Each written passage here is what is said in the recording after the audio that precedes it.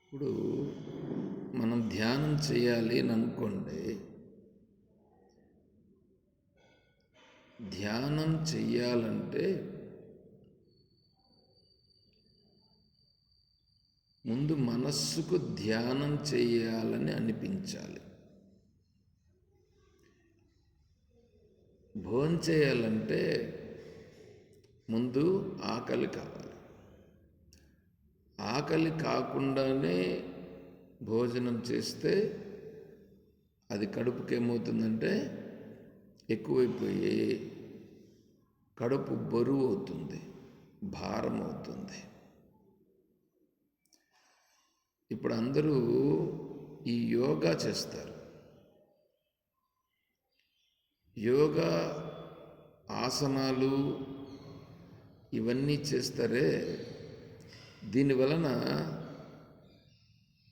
శరీరానికి ఎక్సర్సైజ్ జరిగి ఆరోగ్యం బాగుంటుంది. యోగా చేసేదాని వలన శరీరము ఆరోగ్యంగా ఉంటుంది. ఆ యోగా చేసినప్పుడు ప్రాణాయామము చేస్తారు. లేదంటే యోగా చేసినప్పుడు ఇప్పుడు చేతులు పైకెత్తి నిలబడేదని అనుకోండి. ఇప్పుడు చేతులు పైకెత్తి ఇలా నిలబడాల్సి వస్తుంది. చేతులు పైకి పెట్టాలి. ఇలా పైకి పెట్టేటప్పుడు ఏం చేస్తారంటే అదొక నియమం. గాలి పీలుస్తూ పైకెత్తాలి. తర్వాత అక్కడ గాలి నిలపాలి. తర్వాత మళ్ళీ గాలి విడుస్తూ దించాల్సి ఉంటుంది. అంటే ఇప్పుడు ఏమవుతుంది అక్కడ మీరు గమనించండి. గాలి ఇప్పుడు పీలుస్తూ చేతులు పైకెత్తున్నారు. 1 2 3 4 5 6 7 8 9 10 పిలిచేంత వరకు చిన్నగా ఎత్తాలన్నమాట. ఇప్పుడు చూడండి,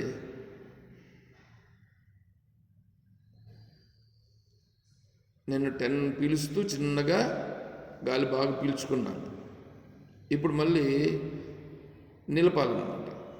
10 చెప్తూ నిలపాలి.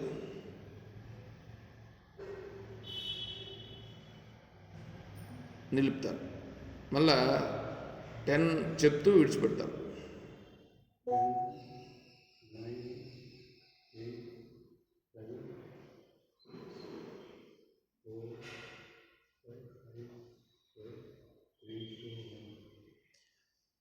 నువ్వు 10 9 8 అంటే ఏమవుతుంది చెప్పు. చూడు ఒకసారి చెప్పు. ఈసారి చెప్పు.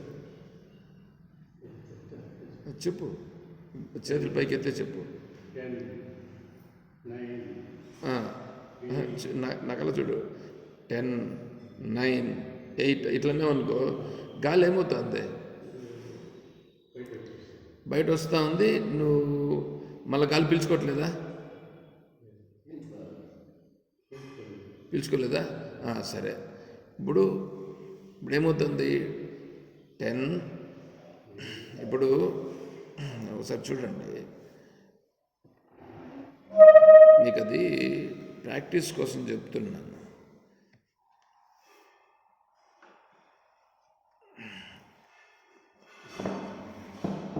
నిలబడండి. ఇప్పుడు 10 అంకులు చెప్తూ పీల్చుకోవాలి. ఇప్పుడు ఉన్నది కదా, మీరు మనసులోనే చెప్పుకుంటూ గాలి పీల్చుకుంటూ చెప్పుకోవాలి. అంటే 1 2 3 4 5 6 7 8 9 10 అని చెప్పేంతవరకు చేతులు చిన్నగా పైకి ఎత్తాలి. అంటే గాలి పీల్చుకుంటూ ఎత్తాలి. గాలి పీల్చుకుంటూ ఎత్తాం. మళ్ళీ ఇప్పుడు ఏం చేయాలి? 10 చెప్పేంతవరకు నిలపాలి. మనసులోనే 1 2 3 4 5 6 ఇట్లా 10 చెప్పేంతవరకు నిలపాలి. మళ్ళా చేతులు దించేటప్పుడు 10 చెప్పుకుంటూ 10 9 8 7 6 5 4 3 2 1. అంటే లోపల చెప్పుకుంటూ గాలి విడిచిపెట్టాలి. అది పైకి చెప్పకూడదు. గాలి మాత్రం ఏం చేయాలి? గాలి పీల్చుకోవాలి, గాలి నిలపాలి, మళ్ళీ గాలి విడిచిపెట్టాలి. అంటే 10 చెప్తూ పీల్చుకుంటున్నాం, 10 అంకెల వరకు చెప్తూ పీల్చుకుంటున్నాం, 10 చెప్తూ వదలల్లా. ఇప్పుడు చూడండి, ఇప్పుడు ఫస్ట్ ఎత్తుతావా, మళ్ళీ నిలపలనా, అక్కడ ఇట్లే ఉండాలన్నా కొంతసేపు, మళ్ళీ దించాలా. అంటే ఇప్పుడు ఇక్కడ 3 జరుగుతాయి. ఏంటివి? 10 చెప్తూ ఎత్తుతావు, నిలుపుతాన్నావు కదా, 10 చెప్పేంతవరకు నిలపాలి, మళ్ళీ 10 చెప్పాలి అక్కడ, మళ్ళీ 10 చెప్తూ దించాల. అర్థమైందా? 30 రావాలా. అర్థమవుతుందా? ఇప్పుడు చిన్నగా చేయండి.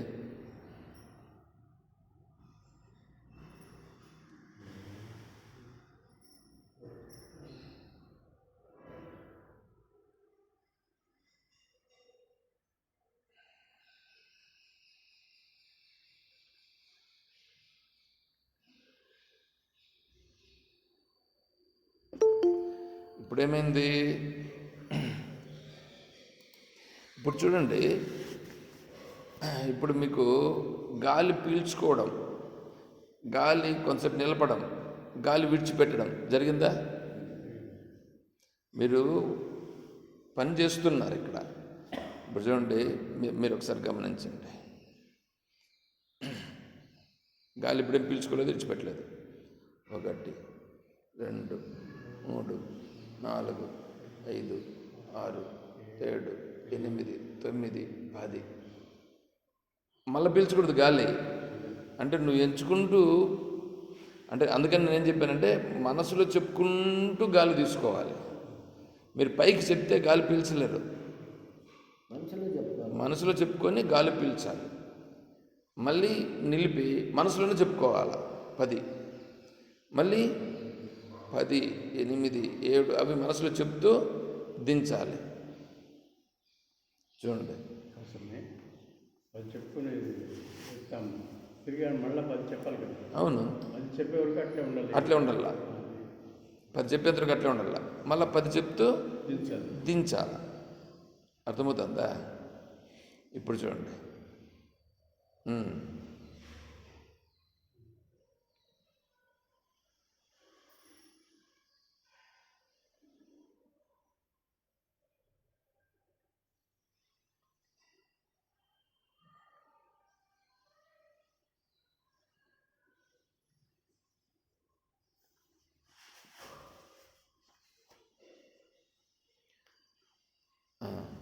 ఇప్పుడు చూడండి, గట్టిగా చెప్పేదండి. మీరు ఇప్పుడు చేయండి, నేను చెప్తాను. 1 2 3 4 5 చేతులు పైకి ఎత్తుతూ గాలి పీల్చుకుంటూ ఎత్తండి. మీరు 6 7 8 9 10. ఇప్పుడు చేతులు పైకి ఎత్తేసారు. ఇప్పుడు 10 చెప్పేంతవరకు నిలపాలి. 1 2 మీరు చెప్పొద్దండి, మనసులో చెప్పుకోండి. మీరు 1 10 అయింది, 10 ఇంక దించాలి. 10 9 8 7 6 5 4 3 2 1. గమనించారా? ఏం గమనించినారు? గాలి పీల్చుకుంటూ లేపాలి, గాలి నిలిపి నిలపాల, 10 చెప్పాలా, మళ్ళీ 10 చెప్తూ దించాల. సరిపోయింది. గాలి పీల్చుకోవడం, దీనిపైన ఉంటుంది కానీ మనసు ఈ గాలి పీల్చుకోలేదు. అందుకే కదా 2 చేయాలంటాను. అందుకే నీకు చెప్పింది నేను. ఇప్పుడు చూడండి,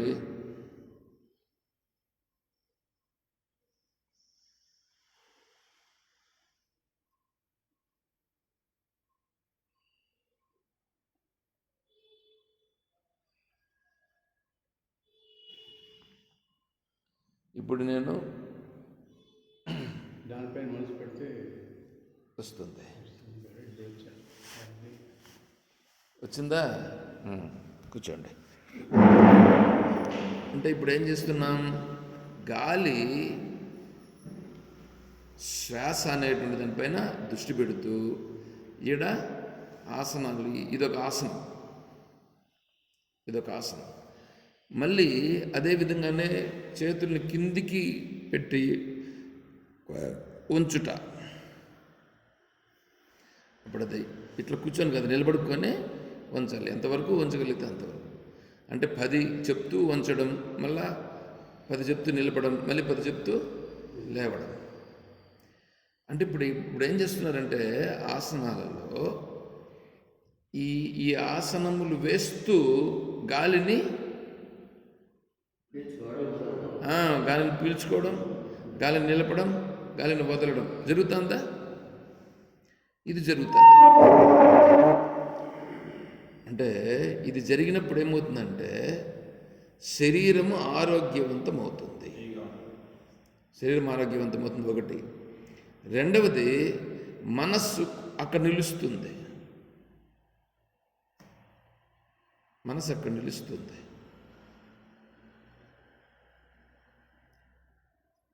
ఇప్పుడు శరీరము కొద్దిగా ఆరోగ్యంగా వస్తుంది, మనస్సు కూడా అక్కడ నిలుస్తుంది. ఇది యోగాలో ఆసనాలు వేసే ప్రతి ఆసనంలో కూడా ఇది జరుగుతుంది. యోగాలో నువ్వు ఏ ఆసనం అన్నా తీసుకో, ఇది జరుగుతుంది.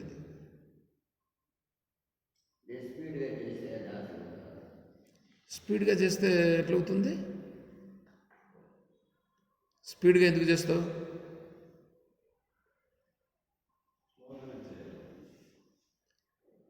స్పీడ్గా అంటే నువ్వు ఒక క్రమబద్ధంగా చేయడం. ఇప్పుడు కాళ్ళను పైకి లేపుట, ఇట్లా కాళ్ళను కూడా ఇట్లా చాపుతారు. కాళ్ళను కూడా ఇట్లా చేపి ఇట్లా ఉంటాం కదా, 10 చెప్తూ లేపడం. పడుకొని ఉంటాం, మనం పడుకుంటే కాళ్ళను 10 చెప్తూ లేపడం, అక్కడ 10 చెప్పేందుకు నిలపడం, మళ్ళా 10 చెప్తూ దించడం.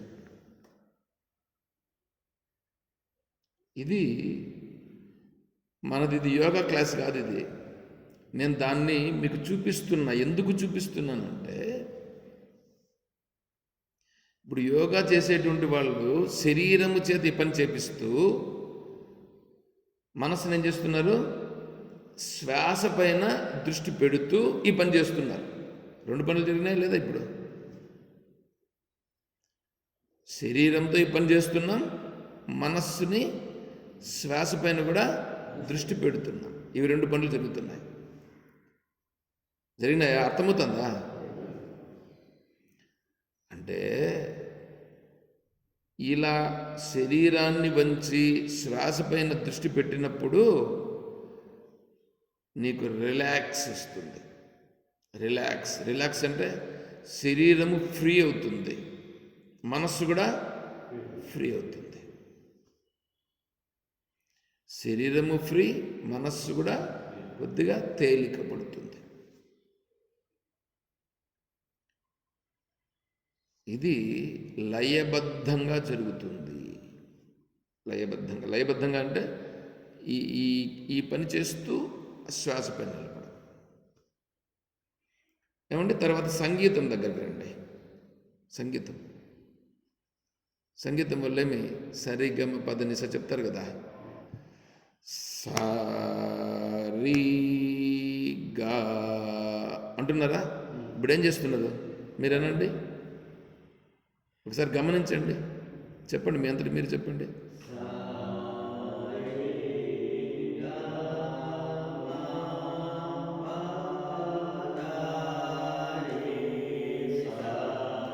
అన్నారా? ఏం జరిగింది చెప్పండి ఇప్పుడు మీరు. శ్వాస ఏమైంది? శ్వాస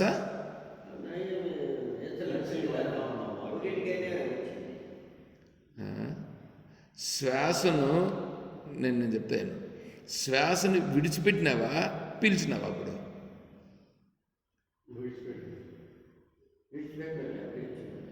పీల్చుకునేసింది పీల్చిన గాలితోనే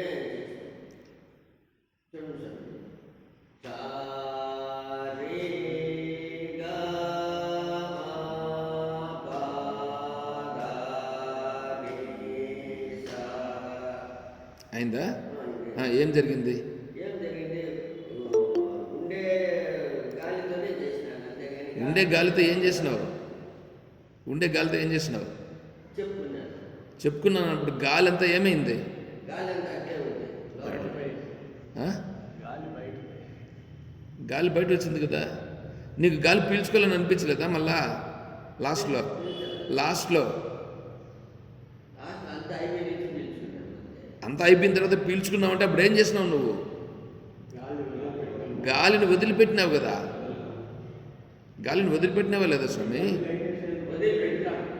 పీల్చుకొని ఈ 10 లెక్కేసి పీల్చుకున్నా వదిలినాము.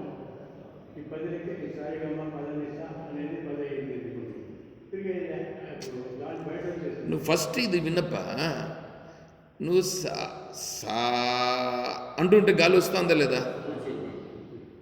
రీ వచ్చింది. వచ్చింది అంటే లోపల ఉండే గాలి అంతా ఏమవుతుంది? బయట వస్తుంది. విడిచిపెడుతున్నావు. ఆ విడిచిపెడుతూ ఉన్నప్పుడు నువ్వు ఒక ఒక క్రమబద్ధంగా విడిచిపెడుతున్నావా లేదా? క్రమంలో వస్తుంది. వస్తూ ఉంది కదా. ఒక నియమం ప్రకారం జరుగుతుందా లేదా? అంటే శ్వాస అనేటువంటిదని ఒక క్రమబద్ధం చేస్తున్నావు. శ్వాసను ఏం చేస్తున్నావు? ఒక క్రమబద్ధంగా విడిచిపెడుతున్నావు.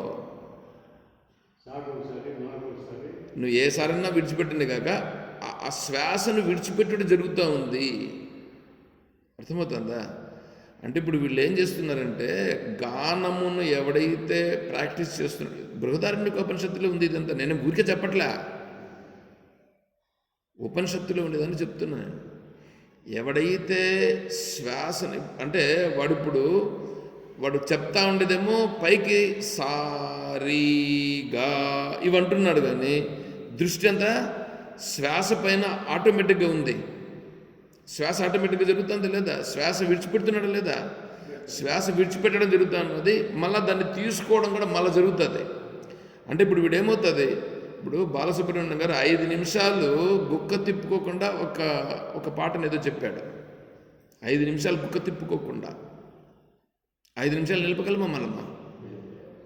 అదే మంజునాథ సినిమాలో కూడా శివుని పైన ఒక పాట ఒకటి ఉంది. అది చెప్తూ దాన్ని కూడా అట్లాగే చెప్పాడు. బాలసుబ్రహ్మణ్యం గారు చెప్పినారనుకుంటా. ఇప్పుడు ఇట్లా చెప్పారనంటే శ్వాస ఏమైపోయింది? అప్పుడు శ్వాసనంతా కంట్రోల్గా చేస్తారనమాట. ఇలా శ్వాస పైన దృష్టి పెట్టుట, ఇది శ్వాస ఇప్పుడేమైంది? ఒక నియమబద్ధముగా చేయుట. ఆ శ్వాసను అలా నియమబద్ధముగా ఎవడు చేస్తాడో వాడికి ఆ శ్వాస అనేటువంటిది హిరణ్య గర్భుడు ఉపాసన. హిరణ్య గర్భ ఉపాసన. హిరణ్య గర్భుడు అంటే ఈ సర్వేశ్వరుడు, ఈ సర్వము ఉంది, ఇప్పుడు ఈ జాగ్రత్త రూపంగా ఉంది, ఇదంతా హిరణ్య గర్భుడు. ఇదంతా హిరణ్య గర్భుడు అంతా వచ్చింది. ఆ హిరణ్య గర్భుని ఇప్పుడు పట్టుకున్నట్లు లెక్క. వాడికి తెలియకుండానే ఇప్పుడు ఏం చేస్తున్నాడు? హిరణ్య గర్భుని దగ్గరికి పోతున్నాడు తెలియకుండానే. వీడు హిరణ్య గర్భుడిని చెప్పట్లా. యోగా చేసేవాళ్ళు హిరణ్య గర్భుడిని చెప్పట్లా. సంగీత సాధన చేసేవాళ్ళు హిరణ్య గర్భుడిని చెప్పట్లేదు. కానీ వీడు హిరణ్య గర్భుడిని పట్టుకుంటున్నాడు. ఈ శ్వాస మీద ధ్యాస పెట్టుని అంటారు చూడు, వీళ్ళు కూడా హిరణ్య గర్భుడిని చెప్పట్లా, శ్వాస మీద ధ్యాస పెట్టు అని అంటున్నారు. ఉపనిషత్తుని చెప్పి నాయన ఇది శ్వాస మీద ధ్యాస పెట్టడంటే హిరణ్య గర్భోపాసన అని చెప్పాలి. వాళ్ళకి అది తెలియదు కాబట్టి వాళ్ళు చెప్పట్లేదు.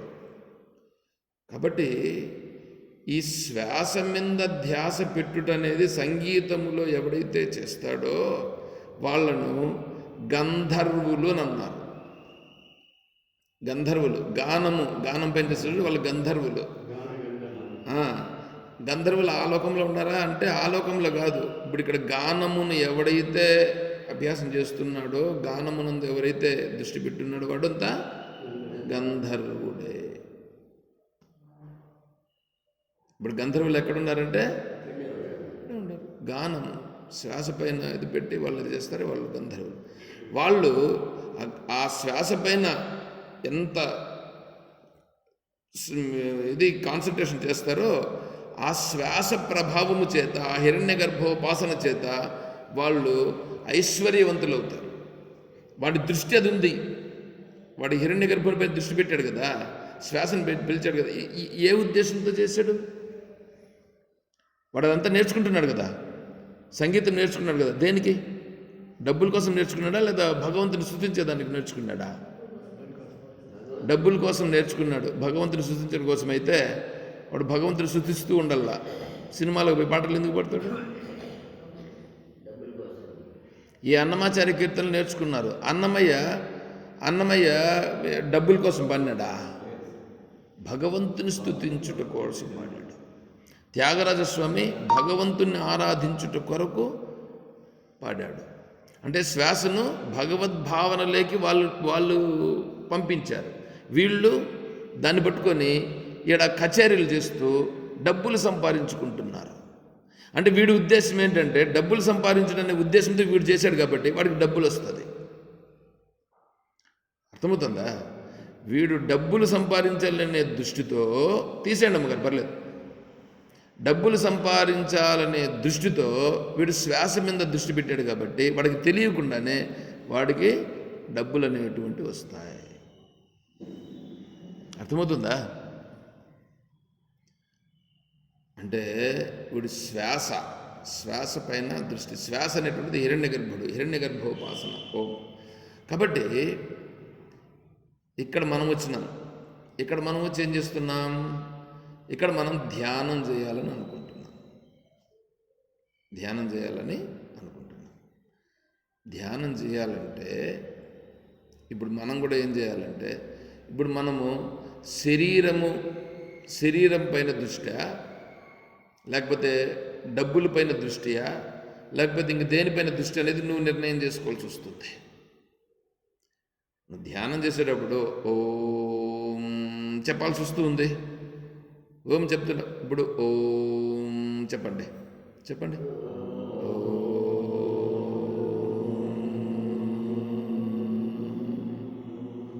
ఏమైంది? శ్వాస వచ్చిందిగా. అంటే శ్వాసను విడిచిపెడుతున్నావు కదా, శ్వాసను విడిచిపెడుతూ ఓం చెప్తున్నావు కదా. ఇప్పుడు నీవు ఎందుకోసం ఓం చెప్తున్నావు? ఇంతవరకు సంగీతం చెప్పారు, సారీ గామ ఇవన్నీ చెప్పాడు. వాడి దృష్టి ఎట్లా ఉంది?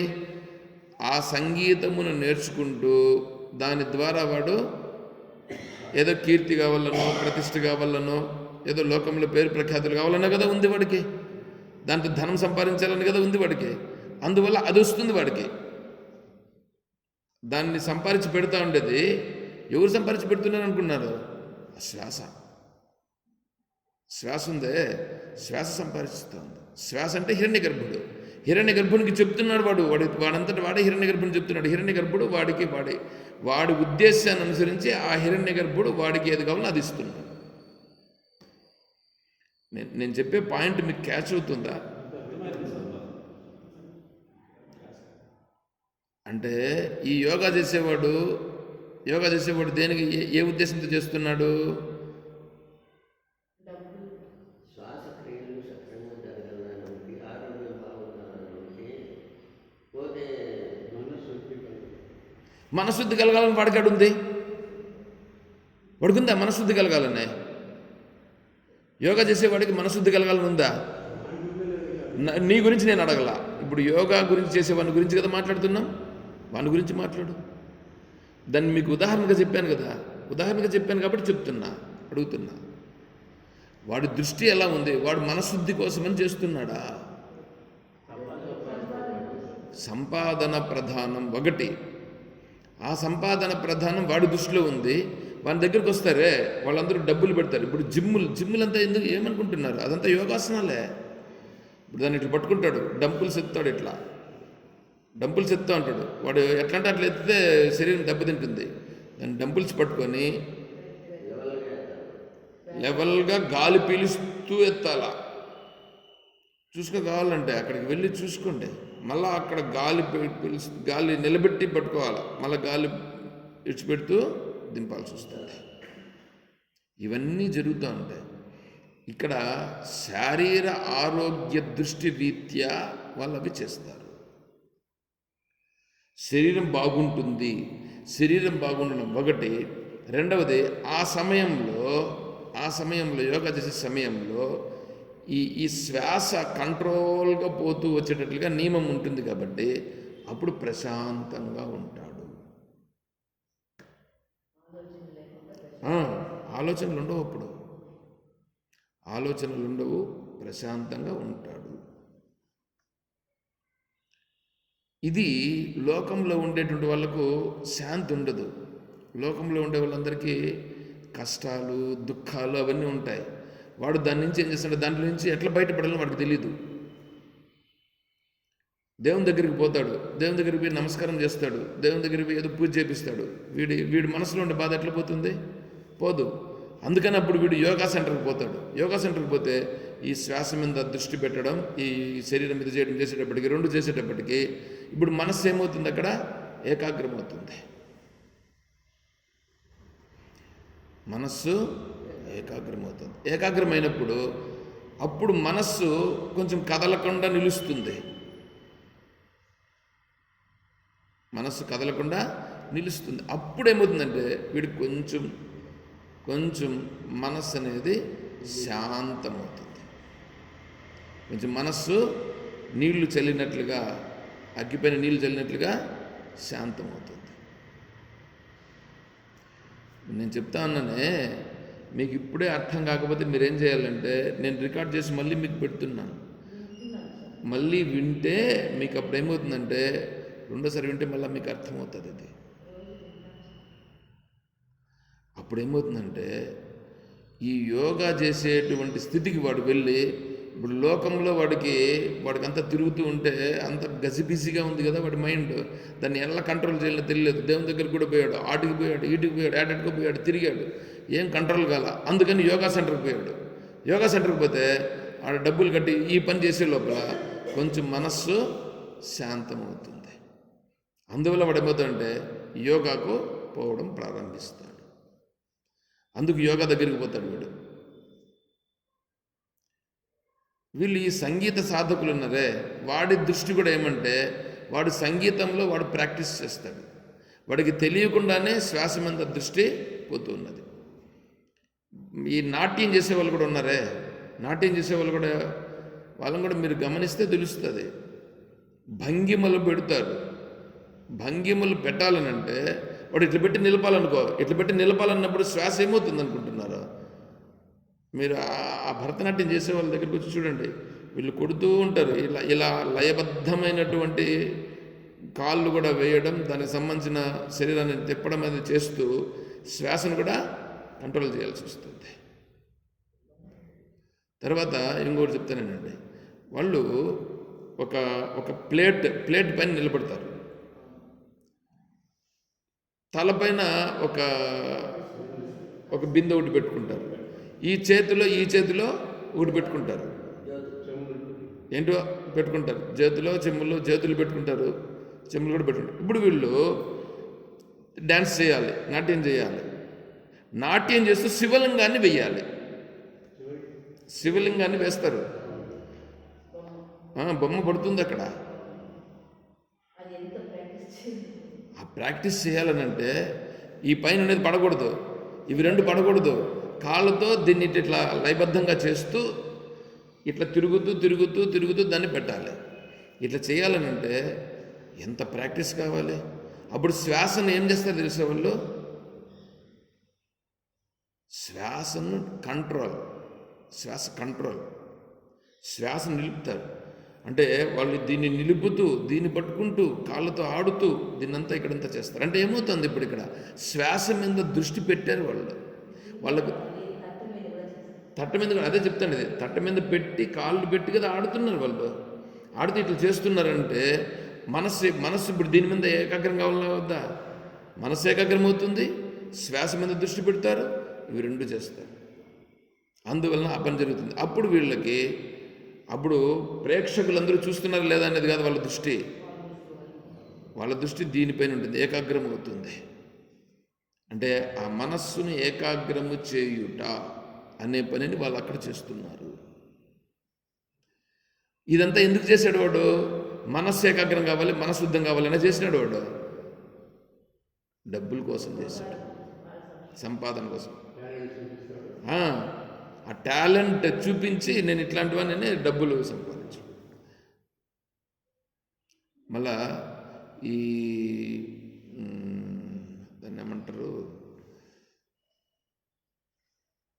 ఎక్సర్సైజులు చేస్తూ ఏంటంటూ చేస్తారు చూడండి, గారడి వల్లే కమ్మిపైన నడిచే వాళ్ళు. ఇప్పుడు ఇదంతా సర్కస్లు చేస్తారు చూడండి. ఈ సర్కస్లు చేసేవాళ్ళు దేనిపైన దృష్టి అంటారు? వాడి దృష్టి ఏమో ఒక టికెట్ పెట్టి కదా వాడు, అందరికీ టికెట్లు పెడతారు కదా వాడు, టికెట్ పెడుతున్నాడు కదా. 200, 300, 500, 700 దగ్గర కూర్చోాలంటే 1000 రూపాయలు కూడా ఉంటుంది. వాడు చేసే సర్కస్ని దాన్ని బట్టి అదంతా ఉంటుంది. ఇప్పుడు వాడు కాన్సన్ట్రేషన్ దేని మీద ఉంటుందంటారు? ధనము పైన, సంపాదన టికెట్ పెట్టాడంటే. ఇప్పుడు వీడు చేసేది సక్రంగా చేస్తే కదా టికెట్లు వాళ్ళందరూ కొని వస్తారు. వీడు బాగా చేయకపోతే, వాళ్ళు అట్రాక్షన్ చేయకపోతే వాళ్ళు వస్తారా? అంటే వీడికి అంత వాల్యూ, అంత బాగా చేసినప్పుడు వీడి గురించి ప్రచారం బాగా జరిగినప్పుడు అక్కడి నుంచి వస్తారు అందరూ, వస్తున్నారు కదా. అంటే ఇప్పుడు ధనార్జన అనే దాంతో కదా వాడు చేస్తున్నాడు, అక్కడ ధనార్జనతో చేస్తున్నాడు. దేనిపైన దృష్టి పెడతా చెప్పండి. ఇప్పుడు ఒక కమ్మి పైన నడవాలనంటే ఎంత కాన్సన్ట్రేషన్ కావాలి. మళ్ళా కమ్మి ఇది కూడా పెట్టుకొని కూడా నడుస్తారు కదా. అంటే పడకుండా ఉండాలి, హైట్లో ఉండాలి, అవునా కదా. శ్వాసని ఎంత బిగపడతాడండి వాడు. కరెక్టే, శ్వాసను బిగపడుతున్నాడా లేదా?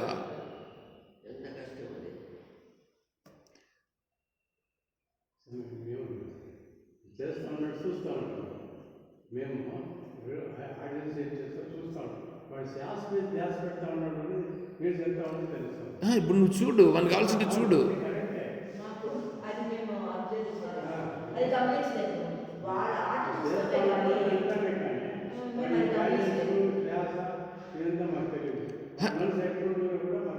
అవును, ఇప్పుడు నువ్వు గమనించగలంటే ఇప్పుడు మనం అదే కదా ఇప్పుడు చేసినాం కదా. ఇప్పుడు ఇది చేసినప్పుడు నువ్వు శ్వాస మీద దృష్టి పెట్టి చేసావా, శ్వాస మీద దృష్టి లేకుండా చేసావా? శ్వాసను కంట్రోల్ చేస్తేనే అవుతుంది, లేకపోతే కాదు.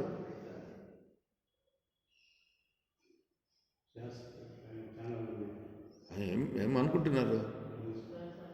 హిరణ్య గర్భుడు అండి. శ్వాస అంటే ప్రాణం అంటే ఎవరు? హిరణ్య గర్భుడు. అర్థమవుతుందా? ఇప్పుడు మనమేం చేస్తున్నాం? ఇప్పుడు ఇక్కడ ఒకటే హిరణ్య గర్భుడే ఈశ్వరుడు అంటే ఈ జగత్ సృష్టికర్త. ఈశ్వరునికి ఒక పేరు హిరణ్య గర్భుడు అని. ఈయన ఈశ్వరుడు. అంతే. ఈశ్వరుడు అంటే మళ్ళీ నువ్వు అట్లా పోవద్దు, జటాజూటదారి ఆ ఈశ్వరుని గురించి చెప్పట్లా ఇక్కడ. ఇది జ్ఞానరూపమైనటువంటి ఈశ్వరుడు. ఇక్కడ జ్ఞానరూపమైనటువంటి ఈశ్వరుడు. ఇప్పుడు అందరూ దృష్టి ఎక్కడుంది చెప్పండి?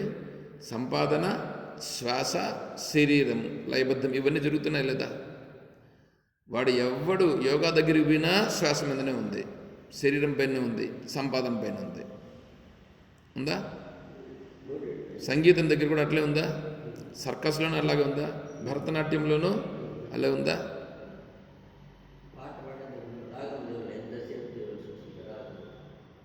అదంతా ఇప్పుడు శ్వాస పైన ఉందిగా. ఇదంతా ఇప్పుడు హిరణ్య గర్భ ఉపాసన.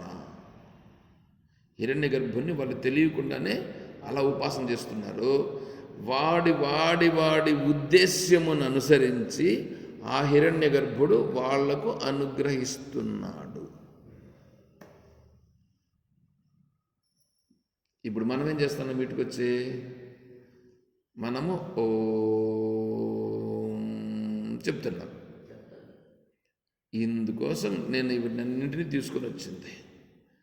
ఓం చెప్తున్నావు అంటే నువ్వేం చేస్తున్నావు? గాలిని వదులుతున్నావు, గాలిని వదులుతున్నావు. వదులుతున్నావుగా.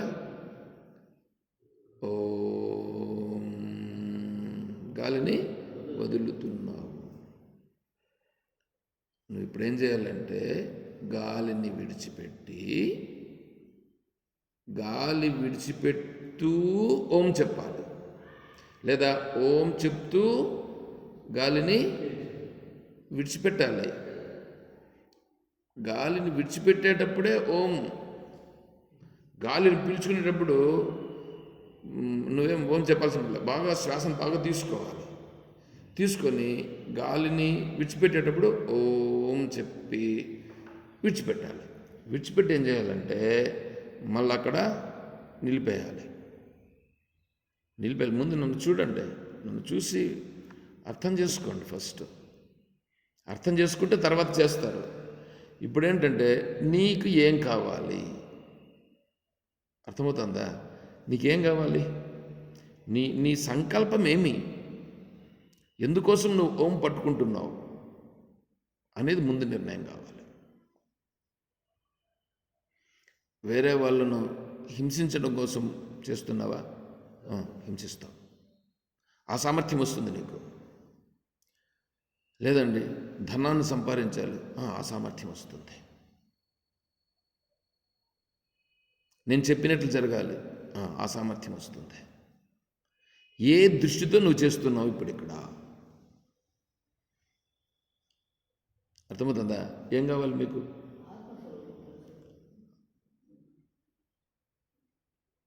ఆత్మస్వరూపము తెలుసుకోవాలి, మనశుద్ధి కావాలి అని నీకు సంకల్పం ఉంటే అప్పుడు నువ్వేం చేయాలంటే ఆ సంకల్పాన్ని అనుసరించి నువ్వు చేసే విధానంని ఇక్కడ తీసుకురావాలి. వాళ్ళంతా వాళ్ళ దృష్టి, వాళ్ళ సంకల్పం అని చెప్పానుగా. ఇప్పుడు ఇక్కడ నీ దృష్టి ఏమిటి, నీ సంకల్పం ఏమిటి? అది ఇక్కడ నాకు మనశుద్ధి కలగాలి, ఆత్మతత్వం నాకు తెలియాలి కదా. ఇప్పుడేం చేయాలంటే ఓం చెప్పేటప్పుడు విడిచిపెట్టి, గాలిని విడిచిపెట్టి ఓం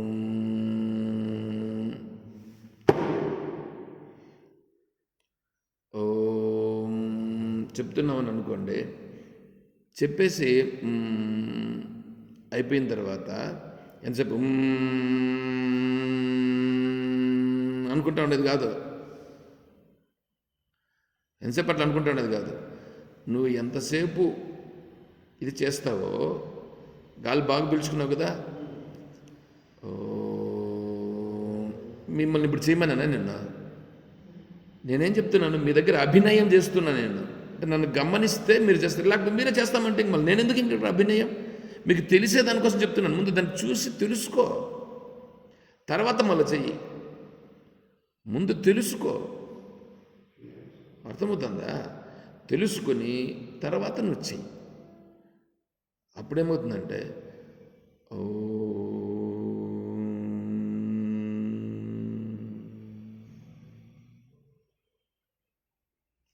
గాలి పూర్తిగా ఇచ్చిపెట్టేశావు.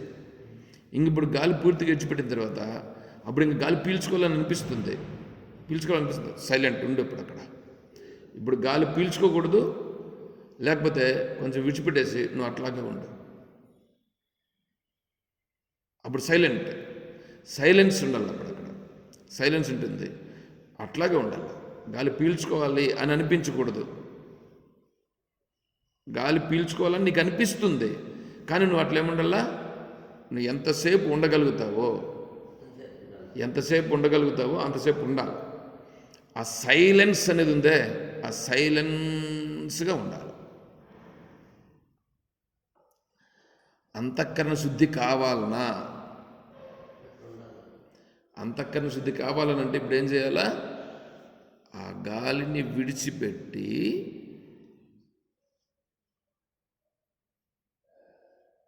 సైలెంట్గా ఉండాలి. అక్కడ ఏమీ లేదు. సరే, అప్పుడు మళ్ళీ కొంతసేపు తర్వాత అంటే సైలెన్స్ అనేది నీకు అప్పుడు తెలియాలి. సైలెన్స్ అనేది కొంత నీకు తెలియాలి. తర్వాత మళ్ళీ నువ్వు గాలిని మళ్ళీ బాగా పీల్చుకొని బాగా పీల్చుకొని నింపి మళ్ళా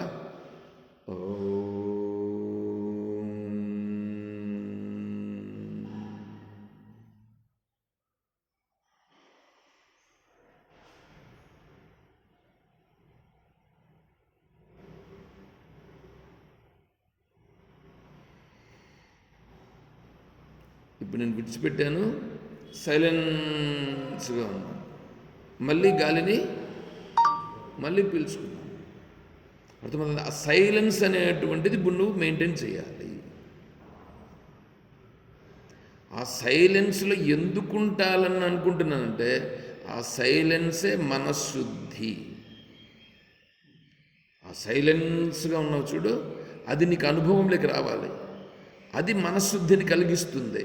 నీ మనస్సులో ఉండే సంకల్పాలు అవన్నీ ఉన్నాయే, వాటన్నింటినీ అది పోగొడుతుంది. అది ఆ సైలెన్స్ పోగొడుతుంది. నువ్వు ఊరికే ఓం ఓం ఓం అన్నామని అనుకో, నీకు ఆ సామర్థ్యం లేదు, మనశుద్ధి కలిగే సామర్థ్యం లేదు, మనశుద్ధి కలగదు. అయితే దీని నుంచి నీకు ప్రయోజనం ఉంది.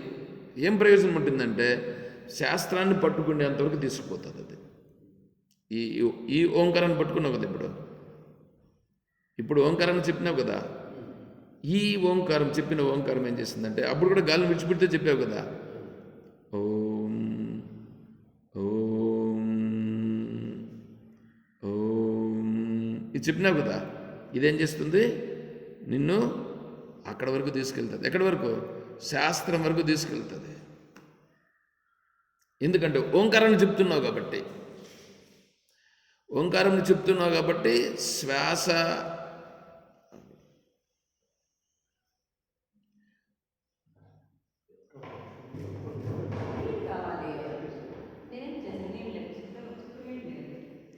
కాబట్టి ఓంకారాన్ని నువ్వు పట్టుకున్నావు కాబట్టి ఓంకారము అక్కడికి తీసుకెళ్తుంది. ఓంకారాన్ని కూడా నువ్వు వేదాధ్యయనము, వేదము నాకు తెలియాలి అని నువ్వు పట్టుకుంటే అడిగి తీసుకెళ్తుంది. అట్లా లేకుండా పోతే మళ్ళీ నేను అడిగి తీసుకుపోతావు. ఏదో నీకు కొంచెం ఉపశమనం కలిగించినట్లు చేస్తుంది. నీ భావనలో నాకు మనశుద్ధి కావాలి, నాకు మనశుద్ధి కావాలి, నేను భగవద్గీతను అర్థం చేసుకోవాలి, భగవద్గీతలో ఉండేటువంటిది నాకు తెలియాలి అని నువ్వు అనుకుంటూ ఉంటే ఆ భావనతో నువ్వు చెప్పాలి. అప్పుడు నీకు ఆ భావన నెరవేరుతుంది. అది వస్తుంది నీకు. అట్లా లేకపోతే అది రాదు. మనశుద్ధి కావాలని, భగవద్గీత తత్వం ఏదుందో అది తెలియాలని, భగవద్గీతలో చెప్పినది ఆత్మస్వరూపమని, ఆ ఆత్మస్వరూపము తెలుసుకోవాలని అనుకుంటే అప్పుడేం చేయాలి? ఈ రూపంగా చేయాలి. అందుకు మనం ఇక్కడ ధ్యానం చెప్పిస్తున్నాం. ధ్యానం ప్రతిరోజు చేస్తాండేది ఎందుకంటే అందుకు. వాళ్ళందరూ చేస్తూ ఉండేటువంటిది ఇప్పుడు మనం చేస్తూ ఉండేది స్థాయి ఏమిటి? వాళ్ళ లక్ష్యం ఏమిటి? వాళ్ళ లక్ష్యం ధనార్జన. మన లక్ష్యం ఆత్మస్వరూపాన్ని తెలుసుకోవడం. ధనార్జన చేస్తే ఏమవుతుంది? లోకంలో బాగుంటావు, లోకంలో పెరుగుతావు, జన్మలు మళ్ళీ ఎత్తుతావు. ఇక్కడ ఇది మోక్ష మార్గానికి దారి తీస్తుంది. ఇప్పుడు మోక్ష మార్గానికి దారి తీయడంలోనే మనశుద్ధి కూడా కలుగుతుందా లేదా? శాంతి కూడా కలుగుతుందా లేదా? వాళ్ళు చేసేటివన్నీ ఇక్కడ ఉన్నాయి లేదా? వాళ్ళు చేసే వాటికంటే గొప్పదిగా ఉందా లేదా వాళ్ళు చేసేదానికంటే తక్కువగా ఉందా? గొప్పది గానే కాదు, గొప్పది. దీనికంటే మించిన గొప్పది ఇంకొకటి లేదు. అది గుర్తించినప్పుడు దీని వాల్యూ తెలుస్తుంది. అది గుర్తిస్తే దాని వాల్యూ తెలుస్తుంది. అది గుర్తించాలంటే కూడా ఇప్పుడు ఏం చేయాలి? ఇది చెయ్యాలి, అభ్యాసం చేయాలి. ఇప్పుడు కొంతసేపు 18 సార్లు ఓంకారాన్ని ఇప్పుడు చెప్దాం. అర్థమవుతుందా? 18 సార్లు ఓంకారాన్ని ఇప్పుడు చెప్దాం. ఎట్లా చెప్పాలి? గాలి బాగా పీల్చుకొని, ఊపిరితిత్తుల నిండా పీల్చుకొని, గాలిని విడిచిపెడుతూ చెప్పి మళ్ళా సైలెంట్గా ఉండాలి. అంటే ఓం,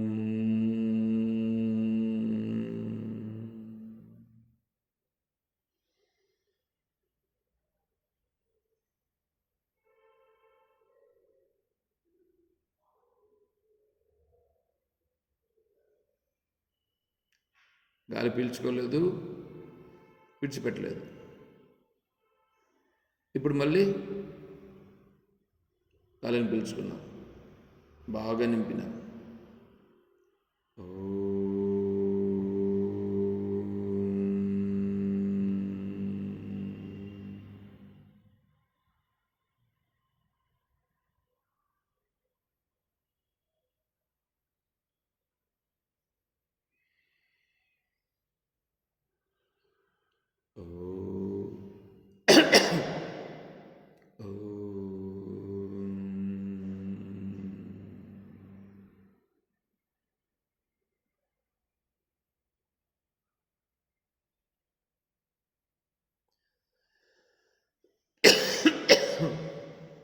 ఈ దగ్గులు ఇవన్నీ ఉన్నాయి చూడు, ఇవన్నీ రావు.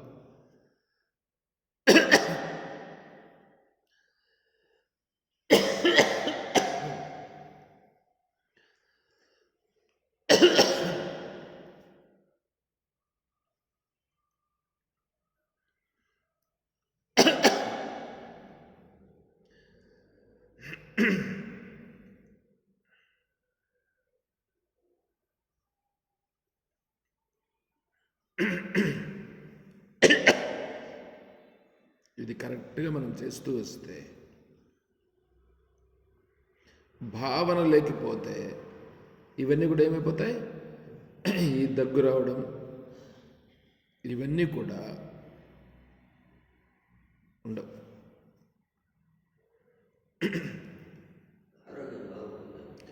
భావనలోకి రానప్పుడే నీకు ఇవన్నీ వస్తాయి. భావనలోకి పోతూ వస్తే ఈ తుమ్ములు, దగ్గులు, ఈ గసాయాసం ఉంటే కూడా ఇవి కూడా ఏమైపోతాయి? అన్నీ కంట్రోల్ అయిపోతాయి. నువ్వన్నీ మర్చిపోతావు, అన్నీ పోతాయి. అర్థమైందా? ఒకసారి చెయ్యండి, చూస్తాను, మళ్ళీ మనం చేద్దాం. మీరు చెప్పి చేయండి ఒకసారి ఓంకారం. మీరు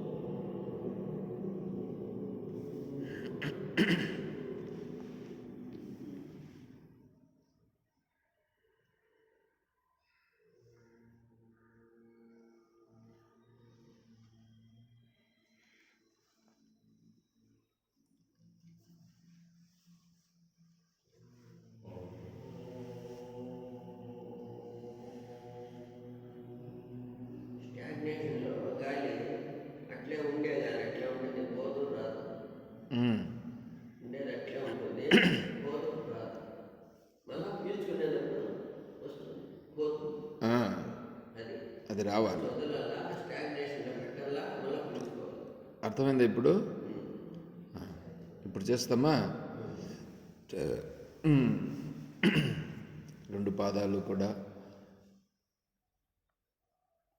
భూమికి బాగా ఆనాలి.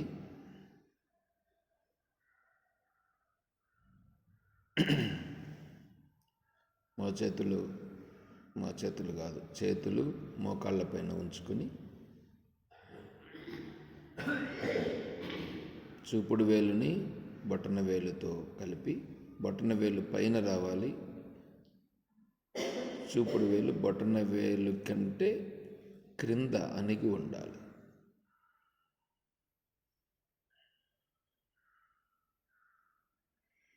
కన్నులను మూసుకొని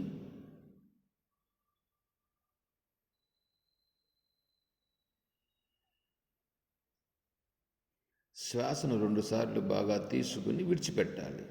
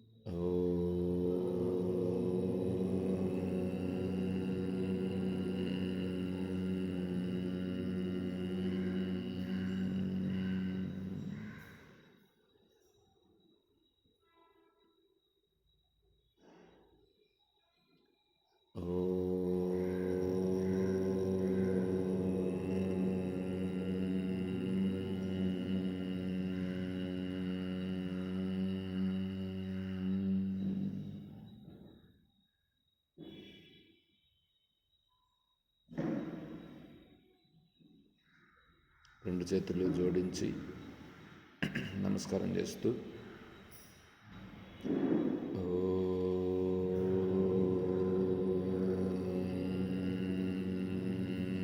శివోహం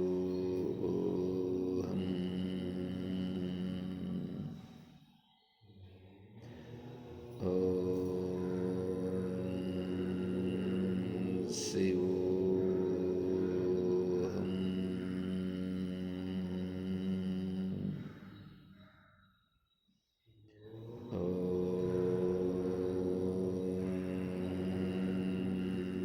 శివోహం.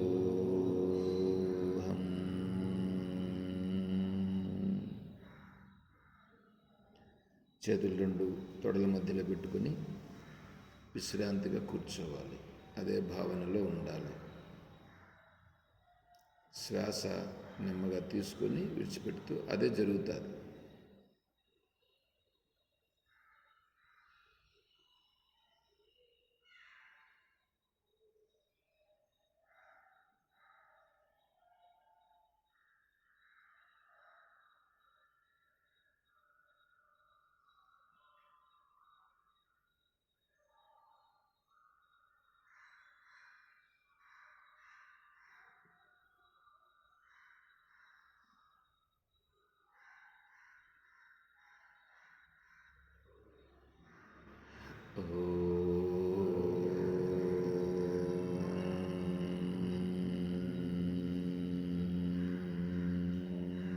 తత్సత్.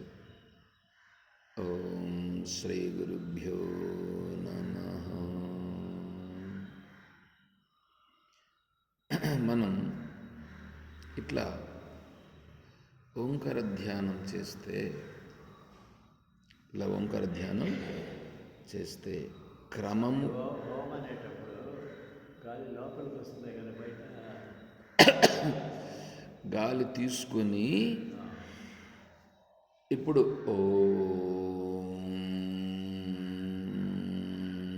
విడిచిపెట్టాలి.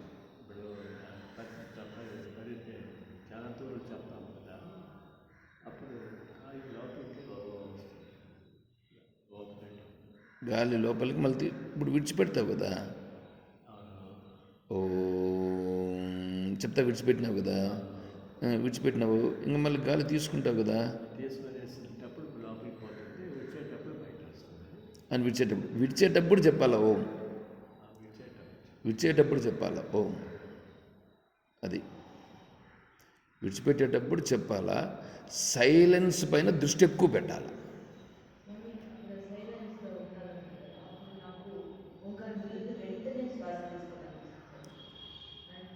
వెంటనే తీసుకోవాలని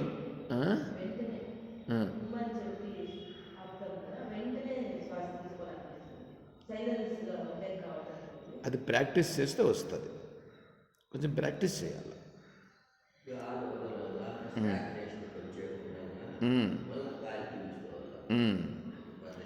అది విడిచిపెట్టేస్తాం చూడు, అప్పుడు గాలి విడిచిపెట్టి పూర్తిగా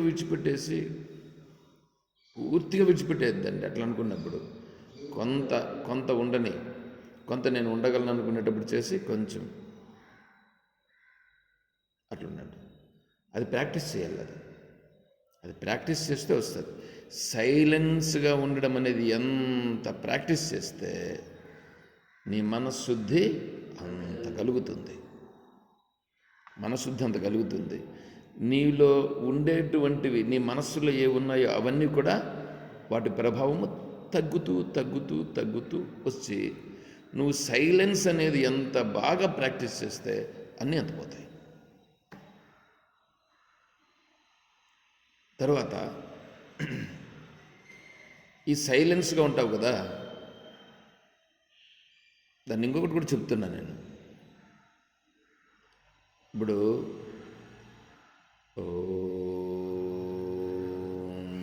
వినండి, చూడండి అంతే.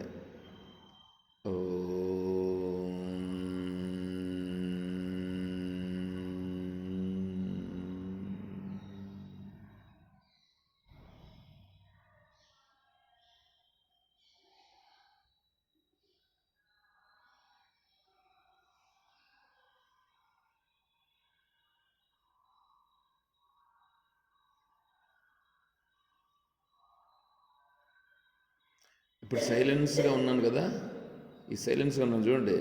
ఇప్పుడు నేను మళ్ళీ ఓం చెప్పాలని నాకు అనిపించట్లేదు, అనిపించదు. నాకు ఓం చెప్పాలని అనిపించదు. అప్పుడు ఏం చేస్తానంటే సైలెన్స్గానే ఉంటాను, సైలెంట్గా ఉంటాను. అయితే గాలి తీసుకోవాలని అనిపిస్తుంది కదా, గాలి ఏమవుతుందంటే చిన్నగా దానంతట అదే వచ్చి అదే పోతుంది, అది పోతూ ఉంటుంది.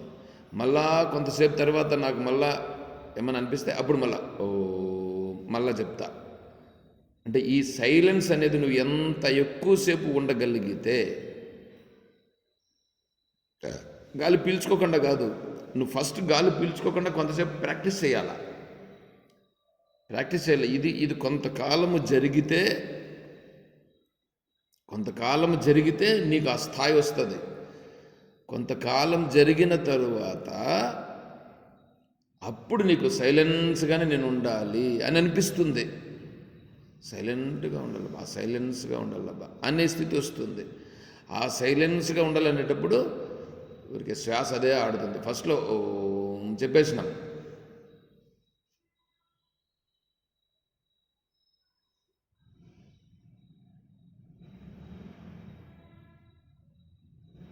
అంతే.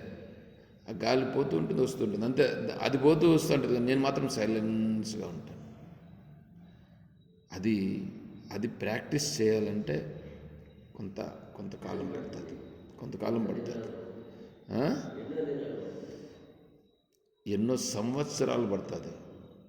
ఎందుకంటే నేను మళ్ళీ ఇంత డీప్గా నేను మళ్ళీ చెప్పను కాబట్టి నేను ఇప్పుడు చెప్తున్నా, ఇప్పుడే చెప్పేసిన దీని గురించి. ఎన్నో సంవత్సరాలు ప్రాక్టీస్ చేస్తే కానీ ఇది రాదు.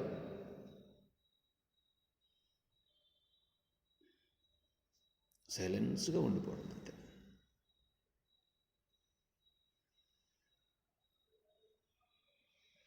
అది వస్తే తర్వాత మళ్ళీ ఏమొస్తుంది తెలుసా, అది కూడా చెప్పేస్తాను ఇప్పుడు. ఎందుకంటే మళ్ళీ ఇది రికార్డింగ్ కూడా చేస్తున్నాను కాబట్టి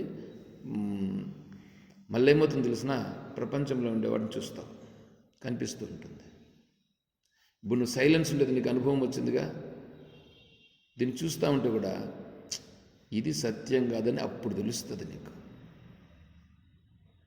నువ్వు ఆ సైలెన్స్గా ఉండగలిగినప్పుడు, ఆ సైలెన్స్ స్థితి నీకు అనుభవమైనప్పుడు దీంట్లో నాకేం ప్రయోజనము లేదు అని ఇవన్నీ కనిపిస్తూ ఉంటాయి. నీకు కావలసిన భోగాలన్నీ కూడా నీ చుట్టూ వస్తాయి. వచ్చినా కూడా అదంతా తృణప్రాయం అంటే పెద్దగా దానికి విలువ నేను ఇవ్వాల్సిన అవసరం లేదు. అప్పుడు నీ మనస్సు నీకే సహజంగా చెప్తుంది, ఎందుకు దీంతో అంత ఏం ప్రయోజనం ఉంది. ఆటోమేటిక్గా సహజంగా వస్తుంది. అది అర్థమవుతుందా? సహజంగా అది వస్తుంది, అప్పుడు వస్తుంది. అది ఎంత ఏముంది, ఇదంతా ఎంత జరుగుతూ ఉంది, ఇదొక నాటకం జరుగుతూ ఉంది, జరగని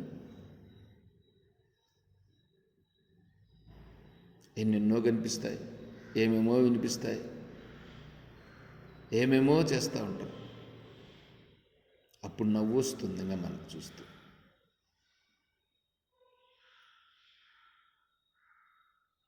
అర్థమైందేమన్నా? అది జీవన్ముక్త స్థితికి దగ్గరికి వెళ్ళడం,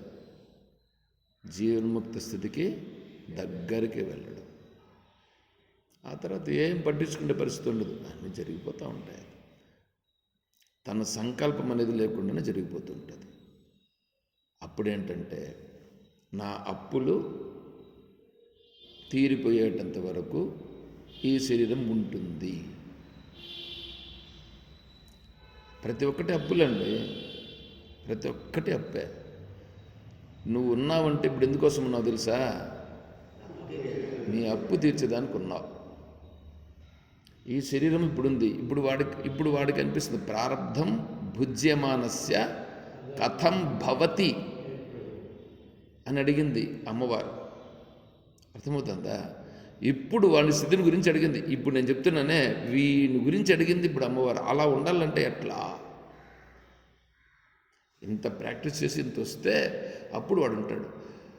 నిర్మలంగా ఏమి జరిగితే అది జరగదు, జరగాల్సింది జరుగుతా ఉంది. నేను చేసేదేమీ లేదు, నాకు రావాల్సిందంటూ ఏమీ లేదు. అదేమైనా ఉందినంటే ఈశ్వరుడు జరిపిస్తున్నాడు, అంత అవసరం. నాకు ఫలాంది కావాలి అని నాకు లేదు అని స్థితి వస్తుంది. వచ్చినప్పుడు జరుగుతూ ఉంటుంది. అప్పుడు జరుగుతాను చూడు, ఆ శరీరానికి ఆ మనసుకి ఏమేమి జరుగుతున్నాయే ఆ జరుగుతూ ఉండేటివి ఇప్పుడు వీడి అప్పులు తీరిపోతున్నాయన్నమాట అన్నీ. ఈ అప్పులు పూర్తిగా తీరిపోతే ఏమవుతుంది? ఇంకా శరీరము ఉండాల్సిన పని లేదు. అప్పుడు శరీరం పడిపోతుంది. అప్పుడు పడిపోతుంది. అప్పుడు తను ఎట్లుంటాడు? అప్పుడు ముందే శరీరాన్ని విడిచిపెట్టే ఇంకా అప్పులు మాత్రం తీరుస్తున్నాను అన్నాడు కదా వాడు. అప్పుడుందే వాడి అనుభవం, వాడు జీవన్ముక్తుడు. అప్పుడు ఇంక పోయేది లేదు, వచ్చేది లేదు, ఏమీ లేదు. అప్పుడు ఆల్రెడీ వాడు జీవన్ముక్తుడు. వాడిని ఆశ్రయిస్తే మనము, అట్లాంటి వాడిని ఆశ్రయిస్తే మనకు తత్వం కరెక్ట్గా తెలుస్తుంది. అట్లాంటి మహానుభావుడు తత్వవిధానంద స్వామి.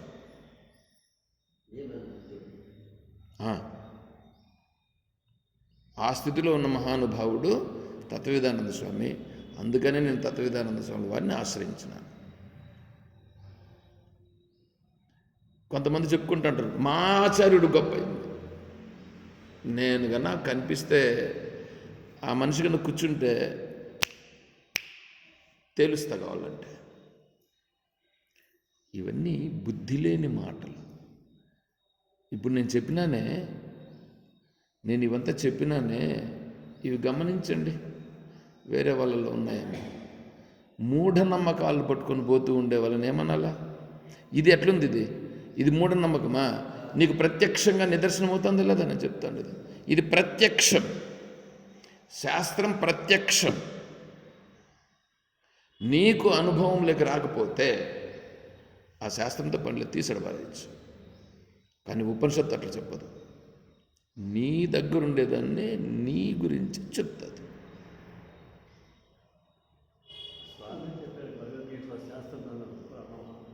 ప్రమాణం ఎంత చెప్పినట్టుగా తెలియదు. అన్నీ క్లియర్గా చెప్పినాక ఎప్పుడు ఇంకా చెప్తాను. ఇక్కడికి రావాలంటే ఇవన్నీ తెలిసిండాలి. ఇవన్నీ తెలిసింటే కదా వాడికి దృఢమవుతుంది. ఆ ప్రాక్టీస్ చేస్తే కదా వీడు ముందు మనసులో వీడు నిర్ణయం చేసుకోవాలి కదా. వీడు గొప్ప వాడు గొప్ప అనేదానికి తెలిసిన వాళ్ళు చెప్పి అన్నీ తెలుసుకొని చెప్తే దాంతో విలువ. అందుకే కదా చెప్తా ఉన్నాం. ఇప్పుడు నువ్వు తెలుసుకో, నువ్వు గుర్తించు. వేరే వాళ్ళతో వద్దు మనకు. వేరే వాళ్ళతో మనకు అవసరంలా. ఎందుకు చెప్తున్నామంటే అది కూడా చెప్తాను. నిన్ను సరిచేయుట కొరకు, నీ మనస్సును సరిచేయుట కొరకు. నా దగ్గరికి ఇక్కడికి వచ్చారు కాబట్టి, తత్వవిధానంద స్వాముల వారిని ఆశ్రయించినటువంటి ఇక్కడికి వచ్చారు కాబట్టి, మిమ్మల్ని సన్మార్గంలో చూపించుట కొరకు వేరే వాళ్ళను అక్కడ నేను తక్కువ చేయడం, వాళ్ళని తక్కువ చేయడం కాదు ఉద్దేశం. ఆ మార్గంలో పోతే, ఎందుకంటే నీ మనస్సు లాగబడుతుంది, వేరే లాగబడుతుంది. దాన్ని గుర్తించు. దాంట్లో ఏముందో గుర్తించు. దాంట్లో ఏముందో గుర్తించి తెలుసుకో. దాంట్లో ఏమీ లేదు, అక్కడ చెప్పేటువంటిది నాకు సరిపోవడం లేదు అనేది నువ్వు గుర్తించి తెలుసుకో అని నేను చెప్తున్నాను. పోతానంటే నాకేం అభ్యంతరం లేదు. నువ్వు పోతాను, నిన్నేమి నా దగ్గరికి రావాలని, నేను చెప్పిన మాట వినాలని నేనేం చెప్పట్లేదు మీకు. అర్థమవుతుందా? నువ్వు నా మాట వినాలని నేనేమన్నా ఇదంటే అట్లంతా ఏం లేదు.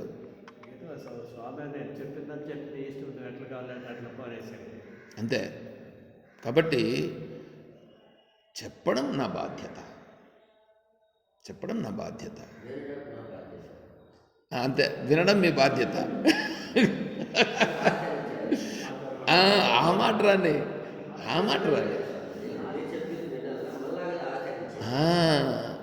వినాలా, తెలుసుకోవాలా, ఆచరించాలా.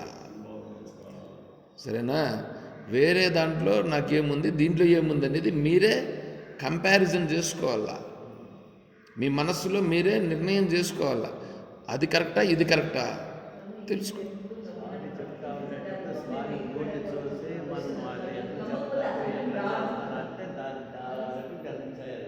అది చెప్తా ఉంటాను నాకు తెలుసు మనం చేస్తే అయిపోతుంది. అది సరే, ఈ రోజుకి చాలు.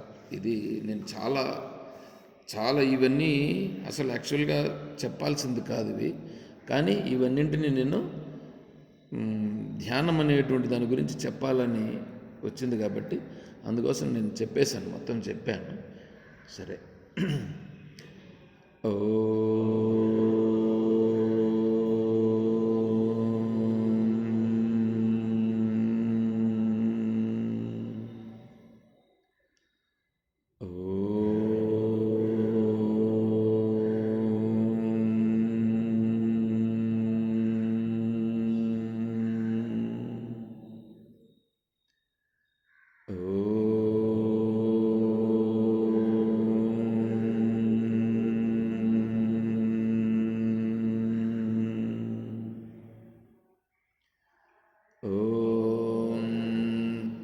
असतो मा सद्गमय ॐ तमसो मा ज्योतिर्गमय ॐ मृत्योर्मा अमृतं गमय ॐ शान्तिः शान्तिः शान्तिः हरेः ॐ तत्सत् ॐ सर्वं श्री सद्गुरुचरणारविन्दार्पणमस्तु। ॐ जय बोलो श्री कृष्ण परमात्मा की जय, बोलो गीता माता की जय, बोलो भक्त मंडली की हर नमः पार्वती पतये। जय सीताराम। हरे ओम तत्सत्। ओम श्री गुरुदेव। భగవాన్ కృష్ణ భగవానుడు గీతలో చెప్పిన దాన్ని స్వామికి అన్ని బాగా కరెక్ట్గా తెలుసుకునేసి శక్తి మనకి లేదు కానీ చెప్తా ఉన్నారు కాబట్టి వాడు మూర్తి చూసి